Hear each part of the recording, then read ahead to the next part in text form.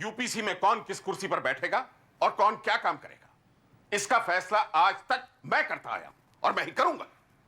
तुम मेरी पत्नी हो, मेरी बेटी की मां हो, इसीलिए तुम्हें बताया कि तुम्हारी बेटी ने सुनीति को लेकर ऑफिस में क्या तमाशा खड़ा किया।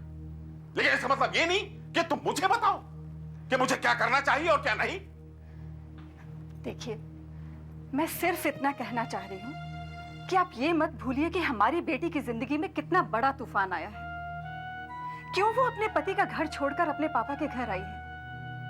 क्योंकि वो दोबारा आपके यूपीसी में उसी कुर्सी पर बैठना चाहती है जिस कुर्सी से आपने उसे उठाकर लगन मंडप में बिठा दी। तो क्या तुम भी उसके पति के शर्मनाक आदतों के लिए मुझे ही दोषी ठहरा रही हो? तुम्ही ने तो मुझसे कहा था कि दिनेश की मां मिसेस अनीता चोपड़ा तुम्हारी कॉलेज की सहेली है।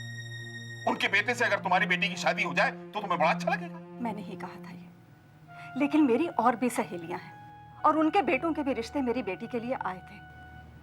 लेकिन मैं जान गई थी आपने अपना दामाद चुन लिया है, इसीलिए मैंने हमेशा की तरह आपकी हाँ में हाँ मिला दी। मैं आज भी वही कर रही हूं और आगे भी वही करूंगी। आप कहेंगे हाँ तो हाँ, आप कहेंगे ना तो ना, लेकिन एक बात जरूरी है, आप ये मत भूलिएगा कि आपकी बेटी कितनी जिद्दी है।